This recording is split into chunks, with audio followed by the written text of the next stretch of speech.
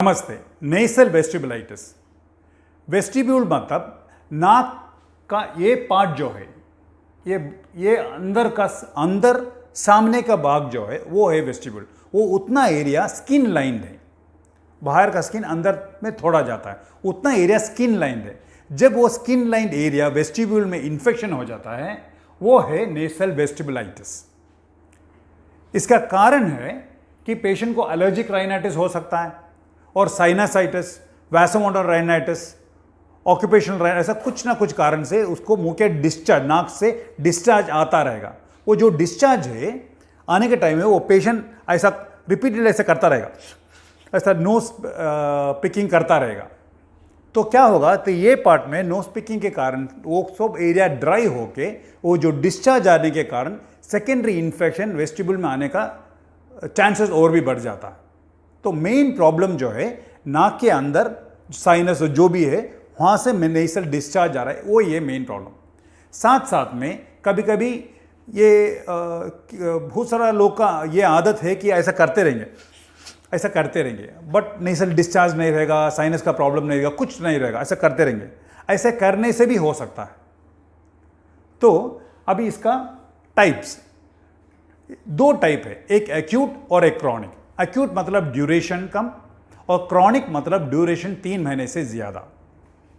अभी उनका percentage, patient का कंप्लेन, तो एक्यूट में कैसा कंप्लेन, क्या क्या कंप्लेन है और क्रॉनिक में क्या प्रेजेंटेशन है देखेंगे। एक्यूट में जो है वो बताएंगे कि थोड़े दिन से नाक में इरिटेशन है और इचिंग ज़्यादा है, ऐसा ही बढ़ता जाएगा तो उसके साथ साथ में पेन हो जाएगा, पेन है, और भी नेग्लेक्ट करके ऐसा ही बढ़ता जाएगा तो फुल एरिया, ऐसा सब भाग में सूजन भी आ जाएगा। ऐसा ये फुल एरिया में लाल हो जाएगा और बाहर लाल होके सूजन भी आने का चांस है। ये है एक्यूट स्टेज।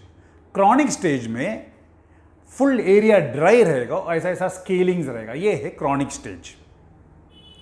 तो अभी इसका इन्वेस्टिगेशन, तो प्रॉब्लम जो है नाक के अंदर है, वहाँ से नेसल डिस्चार्ज आ रहा है, तो वो प्रॉब्लम डायग्नोज करके ट्रीट करना है। ये वीडियो में मैं सिर्फ नेसल वेस्टिबुलाइटिस का इन्वेस्टिगेशन बता रहा हूँ।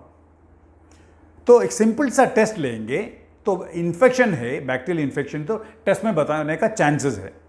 अगर तो ये म्यूकर डिस्चार्ज ज़्यादा है, हमें लग रहा है कि उसमें से एक कल्चर लेंगे तो ठीक है, तो उसमें वो कल्चर रिपोर्ट में जो है बैक्टीरिया अगर जो है तो कौन सा बैक्टीरिया है, उसका अगेंस्ट कौन सा एंटीबायोटिक दे सकते हैं, ये भी पता कर सकते हैं अगर जो ये टेस्ट भेजेंगे तो। और 1 साल में अगर जो पेशेंट को ये वेस्टिबुलाइटिस 2 नहीं तो 3 बार आ रहा है, रिकरेंट नेसल वेस्टिबुलाइटिस आ रहा है, तो डायबिटिक है क्या नहीं ये देखना है। तो कभी कभी क्या होता है, उनको पता भी नहीं चलता कि डायबिटीज है, न्यू ऑनसेट डायबिटीज हो सकता है। तो अगर जो वो बोल रहे हैं ऑलरेडी डायबिटिक है, वो टैबलेट्स ले रहे हैं, इंजेक्शन ले रहे हैं, तो ये देखना है कि ब्लड शुगर कंट्रोल में है कि नहीं। साथ साथ में लास्ट 3 महीने का ब्लड शुगर का लेवल एवरेज देखने के लिए हीमोग्लोबिन A1C भी करना पड़ता है। जब तक ये ब्लड शुगर कंट्रोल नहीं होगा तब तक ये नेसल वेस्टिबुलाइटिस इन्फेक्शन भी कंट्रोल नहीं होगा। इसलिए तो ये हुआ इन्वेस्टिगेशन के बारे में। अभी ट्रीटमेंट पहले ही बता दिया कि इसका प्रॉब्लम नेसल वेस्टिबुलाइटिस सिर्फ इन्फेक्शन इधर नहीं, प्रॉब्लम अंदर से बाहर आ रहा है। तो जब तक अंदर का ये ट्रीट नहीं करेंगे ये ठीक नहीं होगा। तो साइनसाइटिस है, एलर्जिक राइनाइटिस है, वैसोमोटोर राइनाइटिस जो भी है उसका ट्रीटमेंट लेने के साथ साथ में नेसल वेस्टिबुलाइटिस का ट्रीटमेंट लेना है।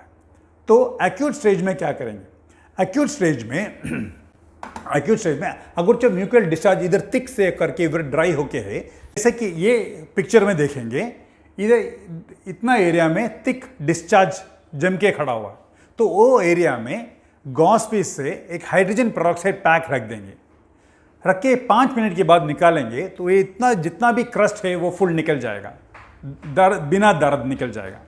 उसके बाद वो एरिया में एक एंटीबायोटिक क्रीम डाल देंगे, एंटीबायोटिक क्रीम, इससे वो एरिया में कंप्लीट साफ भी हो जाएगा। इसके साथ साथ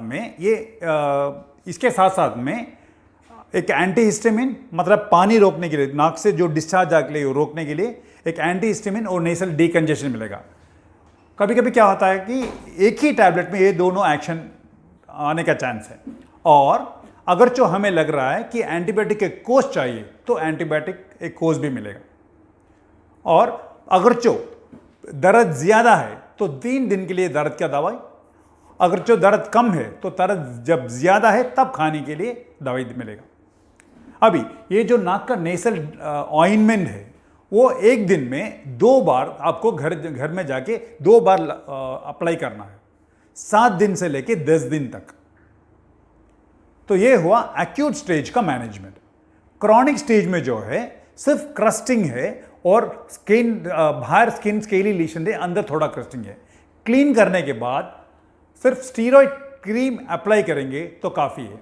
तो ये स्टीरॉयड क्रीम एक दिन में 2 बार तकरीबन 7 से 10 दिन तक डालना पड़ेगा। इसके साथ साथ में जो प्राइमरी प्रॉब्लम जो है जैसे कि साइनसाइटिस, वैसोमोटर रेनिटिस, एलर्जिक रेनिटिस जो भी मैंने बताया था उसका भी ट्रीटमेंट लेना पड़ेगा।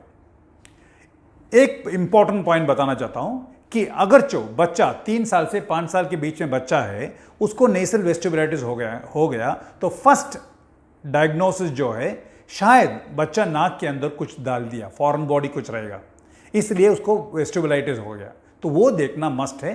तो डायरेक्ट भी देख सकते हैं, नहीं तो कैमरा एंडोस्कोपी डाल के भी देख सकते हैं। वो जब तक वो नहीं निकालेंगे ये ठीक नहीं होगा।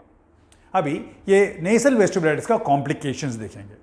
तो ऐसा आ गया तो ट्रीटमेंट बिना जाएंगे तो वेस्टिबुलर एब्सेस बनने का चांसेस है, जैसा कि ऐसा एब्सेस बनने का चांस है। ये एब्सेस वहाँ से स्प्रेड होके फुल फेस स्प्रेड हो सकता है, फेशियल सेल्यूलाइटिस। यहाँ से ये एब्सेस जो है नाक के अंदर जो सेप्टम है उधर स्प्रेड होके उसके अंदर एब्सेस भी हो सकता है। एक बार इधर पहुँच गया, इधर से डायरेक्टली ब्रेन को भी जा सकता है, इन्फेक्शन हो सकता है, वो ब्लड को भी स्प्रेड हो सकता है। ये सब एक्यूट इन्फेक्शन में कॉमन है। तो ऐसा नेसल वेस्टिबुलाइटिस मैनेज करना चाहिए। शुक्रिया।